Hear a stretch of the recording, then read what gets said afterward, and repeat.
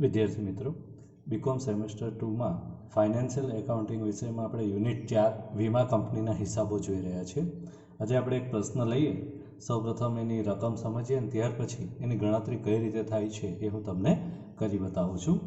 ચંદ્ર insurance company limited તારીખ 31/12/19 રોજ પૂરા થતા વર્ષની આગ અને દરિયાઈ વિભાગની માહિતી નીચે પ્રમાણે રજૂ કરે છે। એટલે કે બે વિભાગનો ધંધો ચાલે છે, આગ વિભાગ અને દરિયાઈ વિભાગ। બંને વિભાગની જે માહિતી છે એ આપણને પ્રશ્નમાં આ રીતે આપી છે, બરાબર। તો આના આધારે આપણે ગણતરી કરવાની છે જરૂરી। હવે આપણે જાણીએ છીએ કે મહેસૂલી ખાતું તૈયાર કરવું હોય તો એના માટે પ્રથમ 4 પરિશિષ્ટો તૈયાર કરવા પડે, બરાબર। તો સૌપ્રથમ આપણે પરિશિષ્ટ 1 તૈયાર કરીશું મળેલ પ્રીમિયમ અંગેનું। તો જુઓ એની અંદર મળેલ પ્રીમિયમ પરિશિષ્ટ 1 જે છે સૌપ્રથમ આવશે સીધા ધંધા અંગે મળેલ પ્રીમિયમ, બરાબર। તો જુઓ પ્રશ્નમાં મળેલ પ્રીમિયમ કેટલા રૂપિયા છે? 13 લાખ અને 9 લાખ રૂપિયા। તો એ રકમ આપણે લખીશું સીધા ધંધામાં,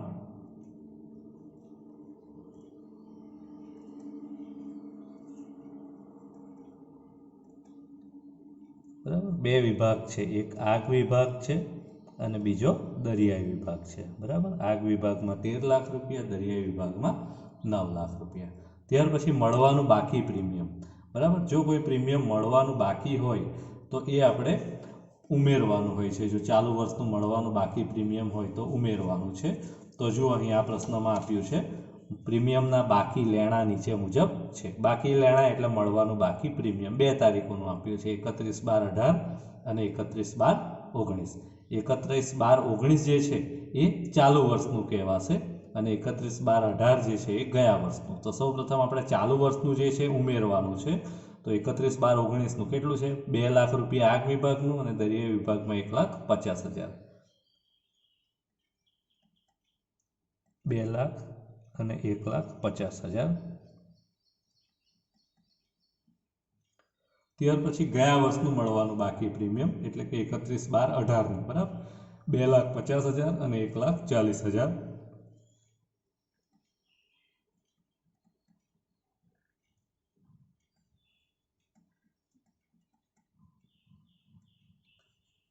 તો આ રીતે આપણે સીધા ધંધાનું જે મળેલ પ્રીમિયમ છે એ લખી દીધું। હવે શું કરવાનું છે? તો આ પ્લસ કરવાનું છે, આ માઇનસ કરવાનું છે અને જે જવાબ આવે એ આપણે અહીં નીચે લખવાનું છે। તો 13 અને 2 15 લાખ રૂપિયા થાય। 15 લાખમાંથી 2,50,000 બાદ કરીએ આપણે એટલે તમારો જવાબ આવશે 12,50,000, બરાબર। એ જ રીતે 9 લાખ અને 1,50,000નો સરવાળો કરવાનો છે એટલે 10,50,000 થશે અને 10,50,000માંથી 1,40,000 બાદ કરીએ એટલે એ આવશે 9,10,000, બરાબર। તો આપણું સીધા ધંધાનું પ્રીમિયમ થઈ ગયું। હવે સ્વીકારેલ પુનઃ વીમાના ધંધાનું મળેલ પ્રીમિયમ, જો પ્રશ્નમાં સ્વીકારેલ પુનઃ વીમાનું પ્રીમિયમ આપ્યું હોય તો એ આપણે અહીં પ્લસ કરવાનું છે। તો આપણે જોતા જઈએ સ્વીકારેલ પુનઃ વીમાનું પ્રીમિયમ આપ્યું છે। તો જુઓ અહીં પ્રશ્નમાં મળેલ પ્રીમિયમની નીચે જ આપ્યું છે સ્વીકારેલ પુનઃ વીમાનું પ્રીમિયમ, બરાબર। 2,50,000 અને 2 લાખ રૂપિયા। આ જે રકમ આપી છે એ અહીં આપણે લખી દઈશું।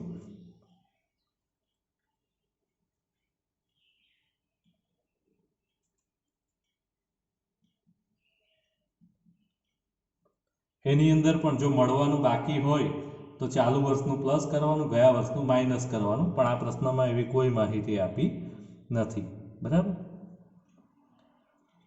આપણે શું કરવાનું છે? ઉમેરવાનું છે એટલે 12 ને 2 14 અને 1 15 લાખ રૂપિયા થશે અને અહીં 9 ને 2 11,10,000 રૂપિયા, બરાબર। તો આ બે ધંધાનું થઈ ગયું, સીધો ધંધો અને સ્વીકારેલ પુનઃ વીમાનો ધંધો।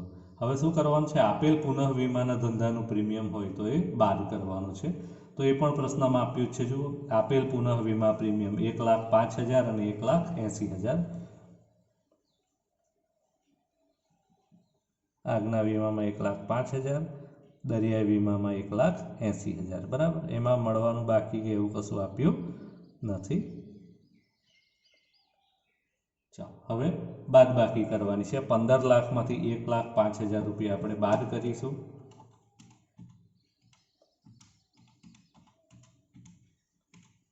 13 13,95,000 રૂપિયા વધશે।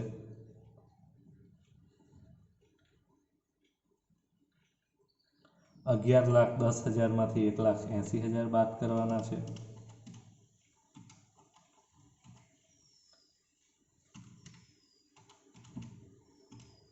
9,30,000 રૂપિયા વધશે।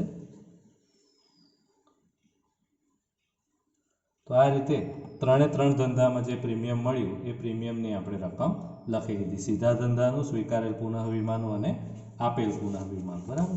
હવે પ્રીમિયમના ઘટાડા રૂપે બોનસ આપ્યું હોય તો લખવાનું છે, પણ આ પ્રશ્નમાં આપ્યું નથી એટલે એ લખવાની જરૂર રહેતી નથી। એનો અર્થ કે આપણું ચોખ્ખું પ્રીમિયમ આ જ રહેશે, 13,95,000 અને 9,30,000, બરાબર। આને આપણે ચોખ્ખું પ્રીમિયમ કહી શકીએ।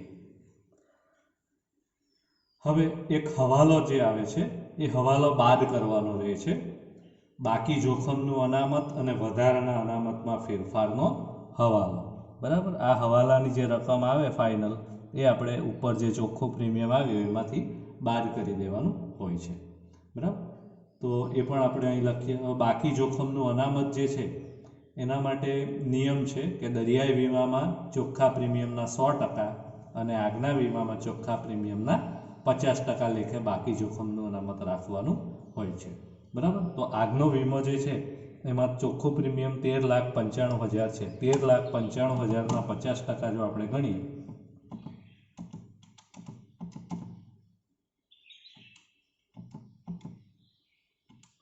₹6,97,500 રૂપિયા,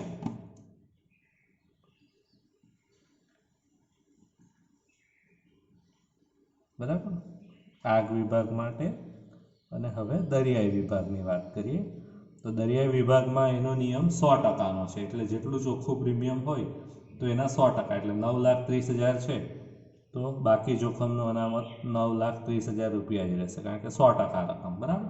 હવે વધારાનું અનામત કેટલું રાખવાનું છે તો એના માટે હવાલામાં આપણને સૂચના આપી હોય છે। તો જો અહીં વધારાના અનામત માટે સૂચના આપી છે, વધારાનું અનામત ભાવિ જોખમના અનામતના 20% દર વર્ષે રાખવામાં આવે છે, બરાબર। ભાવિ જોખમનું અનામતના 20%, એટલે જેટલું બાકી જોખમનું અનામત છે એના 20% રાખવાનું છે, બરાબર। તો એ આપણે 20% લેખે ગણીએ તો 6,97,500 છે એના 20% ગણીએ 1,39,500 આટલું વધારાનું અનામત થશે, બરાબર। અને અહીં 9,30,000ના 20% 1,86,000,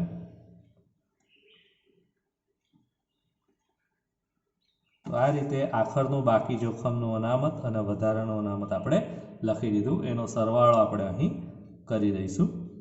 તો 1,86,000 વત્તા 9,30,000 એટલે આ થશે 11,16,000। ત્યાર પછી આગના વીમામાં જોઈએ 6,97,500 વત્તા 1,39,500 8,37,000। તો આ આખરનું બાકી જોખમનું અનામત થઈ ગયું, બરાબર। હવે આપણે શરૂઆતના બાકી જોખમના અનામત ઉપર જોઈએ તો એ હંમેશા પ્રશ્નમાં આપી જ દીધું હોય છે। તો જુઓ પ્રશ્નમાં સૌ પ્રથમ બે લાઇનમાં જે આપી દીધું છે ભાવિ જોખમનું અનામત અને વધારાનું અનામત, બરાબર। તો એ જે છે આગના વીમામાં 8 લાખ છે, દરિયાઈ વીમામાં 10 લાખ છે,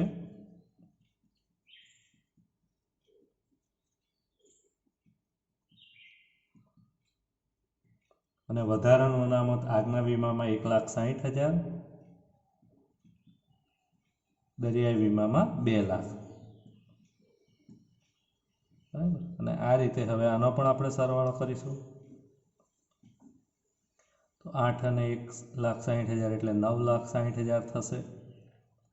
ત્યાર પછી 10 અને 2 12 લાખ, બરાબર। ચાલો હવે આખરનું બાકી જોખમનું અનામત એના સરવાળાને આપણે નામ એ આપેલું અને નામ આપણે બી આપ્યું, શરૂઆતનું બાકી જોખમનું અનામત, બરાબર। હવે આમાંથી આ બાદ કરીને જે આવે એ આપણે અહીં લખવાનું છે। તો 8,37,000 રૂપિયા આખરનું બાકી જોખમનું અનામત છે આગમાં, અને દરિયાઈ વીમા આગમાં જ શરૂઆતનું છે 9,60,000, તો એ બાદ કરીએ 9,60,000 એટલે 1,23,000 માઇનસ આવશે.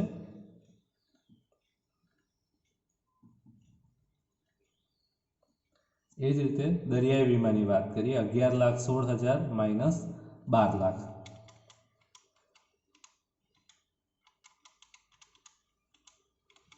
84,000 માઇનસ આવશે. બરાબર. ચાલો હવે કુલ પ્રીમિયમ, મળેલ કુલ પ્રીમિયમ કેટલું, આપણો પરિશિષ્ટ એકનો જે ફાઇનલ જવાબ છે એ શોધવા ઉપર આપણે જઈએ છીએ. તો હવે વિદ્યાર્થી મિત્રો અહીં ધ્યાન આપો, ચોખ્ખા પ્રીમિયમમાંથી આ હવાલાની રકમ બાદ કરવાની હોય છે. બરાબર, કારણ કે અહીંયા આપણું ટાઇટલ શું છે, બાદ કરો. બરાબર, પણ જે બાદ કરવાની રકમ છે એ પણ ઋણ આવી છે, માઇનસ આવી છે. બરાબર, એટલે માઇનસ માઇનસ પ્લસ થઈ જશે. એટલે 13,95,000માં 1,23,000 ઉમેરીને જે આવે અહીં લખીશું, 9,30,000માં 84,000 ઉમેરીને જે આવે અહીં લખી દઈશું. તો એ પણ આપણે સરવાળો કરી નાખીએ. 13,95,000 વત્તા 1,23,000 એટલે 15,18,000 રૂપિયા થશે. અહીં 9,30,000 વત્તા 84,000 10,14,000.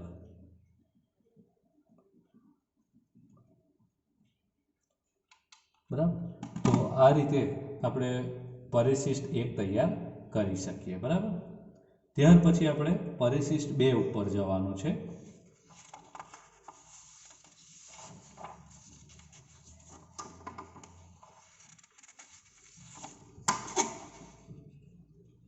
આ રહ્યું આપણું પરિશિષ્ટ 2 કે જે ચૂકવેલ દાવાઓને લગતું છે.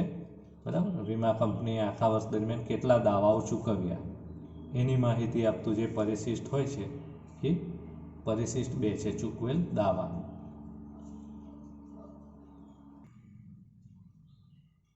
તો વિદ્યાર્થી મિત્રો, ચૂકવેલ દાવાઓમાં સૌ પ્રથમ આપણે સીધા ધંધાના ચૂકવેલ દાવાઓ લઈશું. તો જુઓ, પ્રશ્નમાં ત્રીજી લાઈનમાં આપ્યું છે ચૂકવેલ દાવા આગમાં 6,33,000, દરિયામાં 5,18,000.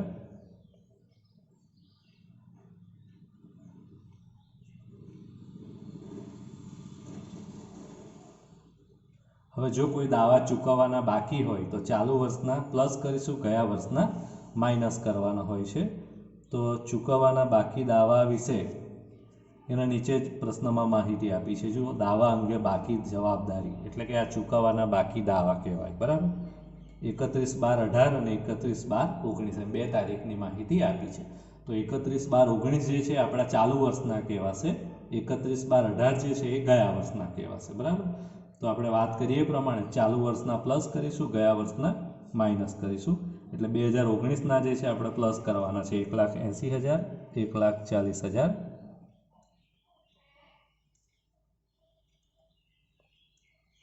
અને 31/12/18ના જે છે ગયા વર્ષના એ માઇનસ કરીશું 1,50,000 અને 1,60,000. બરાબર, આ પ્લસ કરવાના છે, આ માઇનસ કરવાના છે. જે જવાબ આવશે આપણે અહીં લખી દઈશું. તો ગણતરી કરીએ આપણે કેલ્ક્યુલેટર પર. 6,33,000 પ્લસ 1,80,000 એટલે 8,13,000 થશે. એમાંથી 1,50,000 માઇનસ કરીશું એટલે 6,63,000 રૂપિયા આવશે. તો આ સીધા ધંધાના દાવા થયા. બરાબર, એ જ રીતે આગ વિભાગ છે. દરિયાઈ વિભાગમાં પણ જોઈશું. તો દરિયાઈ વિભાગની વાત કરીએ તો 5,18,000 રૂપિયા, 1,40,000 રૂપિયા ઉમેરવાના છે એટલે 6,58,000 થશે અને 1,60,000 બાદ કરીશું 4,98,000 રૂપિયા થશે. બરાબર, તો આ સીધા ધંધાના દાવા થઈ ગયા.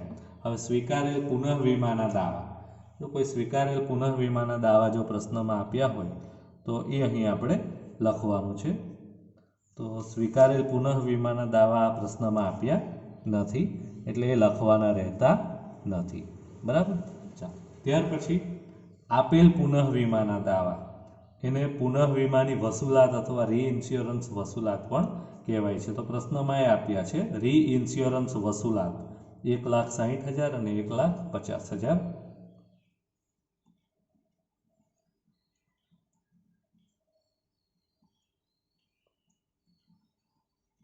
બરાબર, એમાં પણ મળવાના બાકી હોય તો ચાલુ વર્ષના પ્લસ કરવાના, ગયા વર્ષના માઇનસ કરવાના, પણ પ્રશ્નમાં એવું કશું આપ્યું નથી.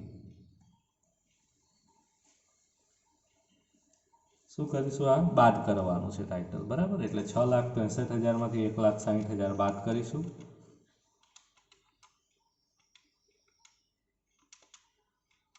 5,03,000 રૂપિયા રહેશે. 4,98,000 માંથી 1,50,000 બાદ કરીશું.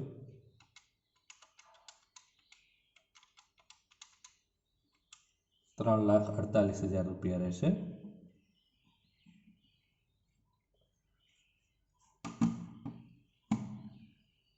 ત્યારબાદ વિદ્યાર્થી મિત્રો, દાવા અંગેના જો કોઈ કાનૂની ખર્ચા કે અન્ય ખર્ચા આપ્યા હોય, બરાબર, તો એ પણ આ પરિશિષ્ટમાં ઉમેરવાના હોય છે.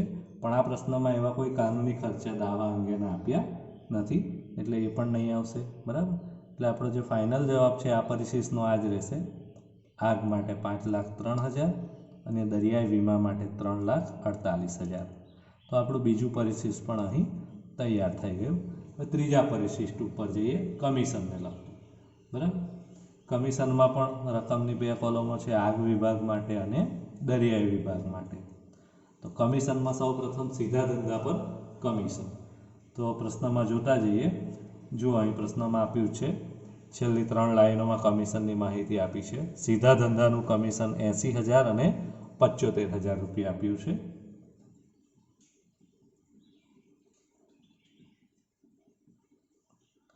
એની અંદર સ્વીકારેલ પુનઃ વીમા પર કમિશન હોય તો ઉમેરવાનું છે, આપેલ પુનઃ વીમા પર કમિશન હોય તો બાદ કરવાનું છે. તો પ્રશ્નમાં એ પણ બંને આપ્યું છે, સ્વીકારેલ પુનઃ વીમા કમિશન 40,000 અને 30,000.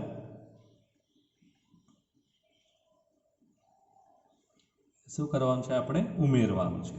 બરાબર, પ્લસ કરવાનું છે. અને પછી બાદ શું કરવાનું છે? આપેલ પુનઃ વીમા કમિશન 30,000 અને 26,000.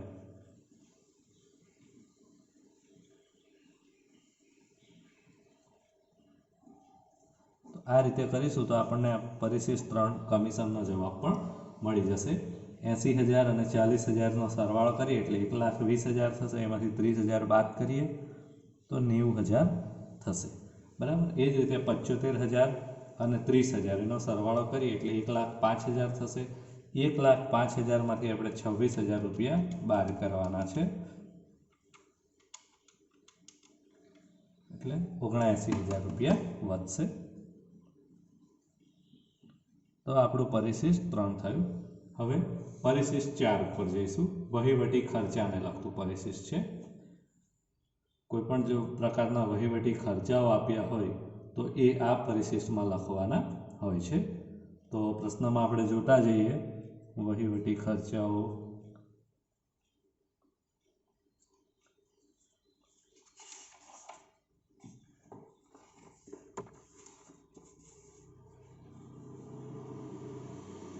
અહીં આપ્યા છે. વહીવટી ખર્ચા રૂપિયા 2,50,000. બરાબર, બંને વીમા વિભાગ વચ્ચે મળેલ ચોખ્ખા પ્રીમિયમના પ્રમાણમાં ફાળવવાના છે. એટલે વહીવટી ખર્ચાની જે કુલ રકમ છે 2,50,000 રૂપિયા એ ચોખ્ખા પ્રીમિયમના પ્રમાણમાં ફાળવવાના છે. હવે 2,50,000 રૂપિયાને આપણે ફાળવવાના છે, તો સૌ પ્રથમ પ્રીમિયમનું પ્રમાણ શોધવું પડશે. બરાબર, વહીવટી ખર્ચા કુલ 2,50,000 રૂપિયા છે અને ફાળવવાનું પ્રમાણ શું છે? પ્રીમિયમ. બરાબર, તો મળેલ પ્રીમિયમની રકમ કેટલી છે? તો જુઓ, આ રહી પ્રશ્નમાં. મળેલ પ્રીમિયમ આગ વિભાગ માટે 13 લાખ, દરિયાઈ વિભાગ માટે 9 લાખ. એટલે 13 લાખ અને 9 લાખનું પ્રમાણ શોધીને એ પ્રમાણમાં ફાળવવાના છે. બરાબર, તો આપણે એનું પ્રમાણ શોધીએ. 13 લાખ જેમ 9 લાખ. બરાબર, કેટલા શૂન્ય કોમન છે? 5 શૂન્ય કોમન છે. બરાબર, 13 જેમ 9.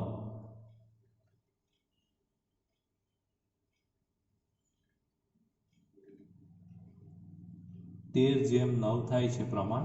બરાબર, આ 13 જેમ 9ને આપણે સામાન્ય કાઢીશું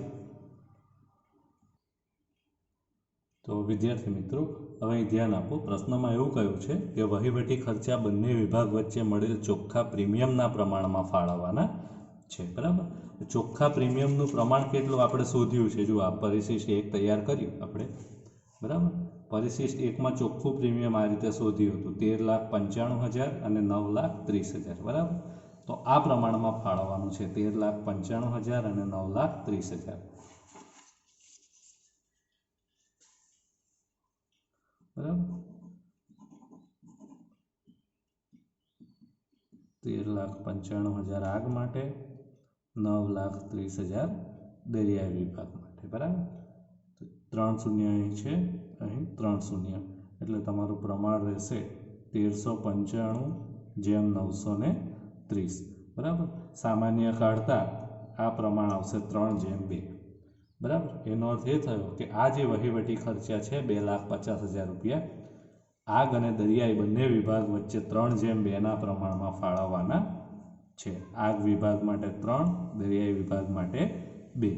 બરાબર, એટલે 2,50,000ને 3/2ના પ્રમાણમાં ફાળવીએ તો 2,50,000 ગુણ્યા 3/5 તો આવશે 1,50,000 અને 2,50,000 ગુણ્યા 2/5 આવશે એટલે 1,00,000. એનો અર્થ એ થયો કે આગ વિભાગ માટે 1,50,000 અને દરિયાઈ વિભાગ માટે 1,00,000 રૂપિયા જેટલા વહીવટી ખર્ચાઓ આવશે. બરાબર, વહીવટી ખર્ચા, બીજા કોઈ ખર્ચા પ્રશ્નમાં આપ્યા નથી, એટલે પરિશિષ્ટ 4નો જવાબ આટલો જ રહેશે, 1,50,000 અને 1,00,000. બરાબર, તો આ રીતે વિદ્યાર્થી મિત્રો આપણે 4 પરિશિષ્ટો તૈયાર કરવાના છે.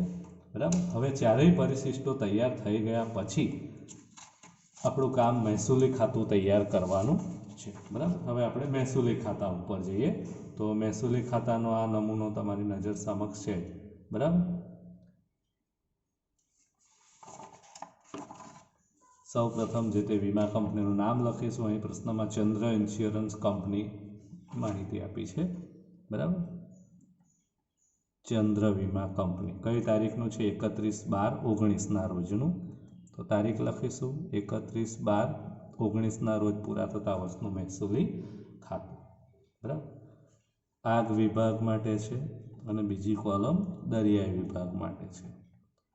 સૌ પ્રથમ આપણે આવકોથી શરૂ કરીએ. મળેલ પ્રીમિયમ માટે આપણે પરિશિષ્ટ નંબર 1 તૈયાર કર્યું છે. આપણું જે પરિશિષ્ટ 1 જે છે આ રહ્યું. આ પરિશિષ્ટ 1નો જે જવાબ આવ્યો એ જવાબ આપણે અહીં લખીશું. તો પરિશિષ્ટ 1નો જવાબ છે 15,18,000 અને 10,14,000.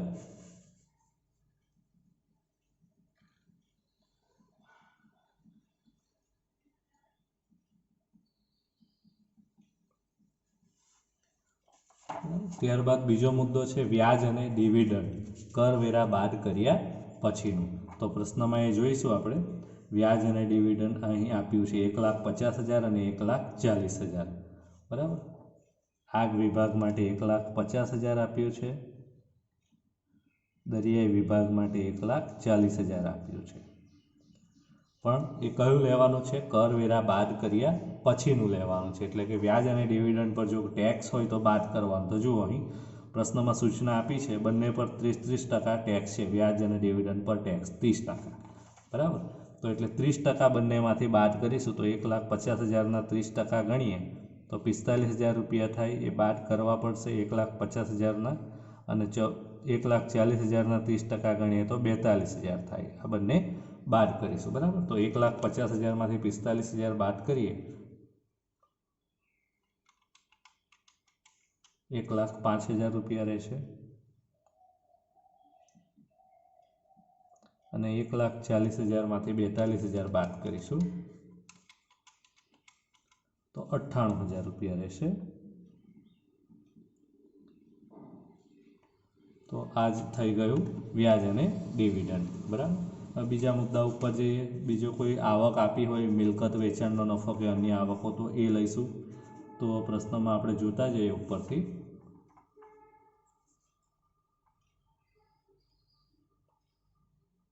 અન્ય આવક 30,000 અને 35,000 રૂપિયા આપી છે, બરાબર. બીજી કોઈ આવક નથી, માત્ર આ એક છે અન્ય આવક 30,000 અને 35,000. તો એ લખી દઈશું.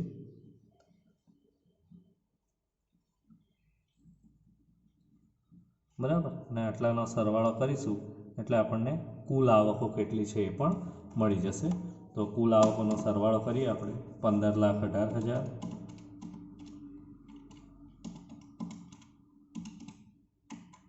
1,05,000 અને 30,000, 16,53,000 રૂપિયા થશે.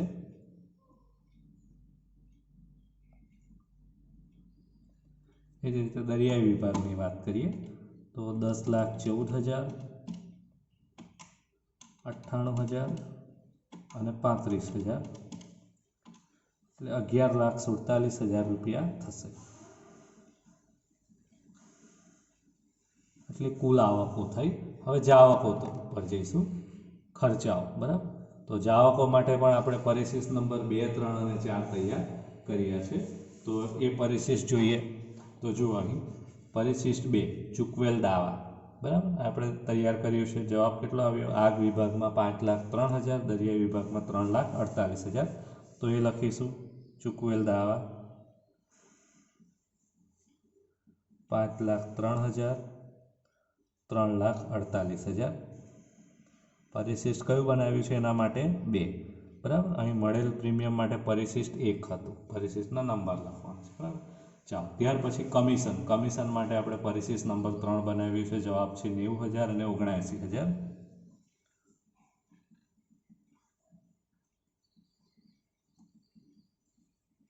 ત્યાર પછી વહીવટી ખર્ચા માટે પરિશિષ્ટ 4 બનાવ્યું છે. બરાબર. 1,50,000 અને 1,00,000.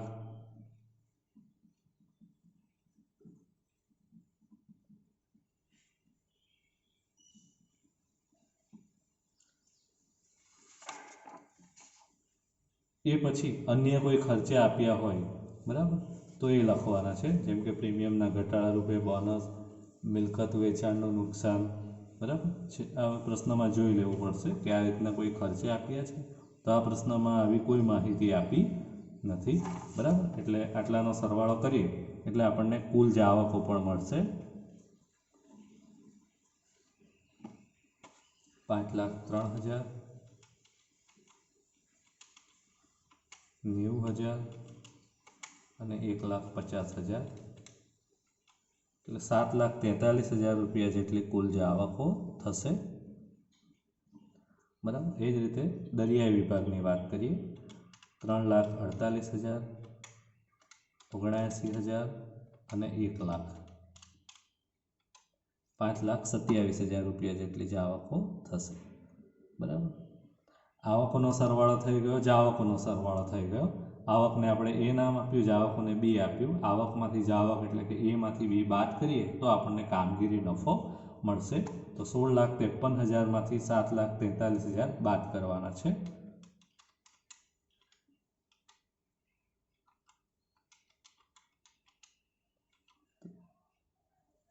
9,10,000 રૂપિયા નફો આવે છે આગ વિભાગનો. એ જ રીતે હવે દરિયાઈ વિભાગ ઉપર જઈએ. 11,47,000 રૂપિયા આવક છે. એમાંથી જાવક જે છે 5,27,000 એ બાદ કરવાની છે. 6,20,000 રૂપિયા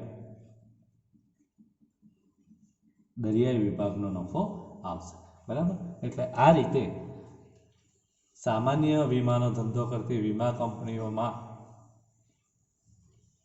આપણે જો મહેસૂલી ખાતું તૈયાર કરવાનું હોય તો મહેસૂલી ખાતું આ રીતે તૈયાર થાય છે. પણ મહેસૂલી ખાતું તૈયાર કરતાં પહેલાં આપણે પરિશિષ્ટ નંબર 1, પરિશિષ્ટ નંબર 2, 3 અને 4, બરાબર, 4 પરિશિષ્ટો તૈયાર કરવા પડે. કયા કયા 4 પરિશિષ્ટો? તો જુઓ, તમારી નજર સમક્ષ ફરીથી મૂકું છું.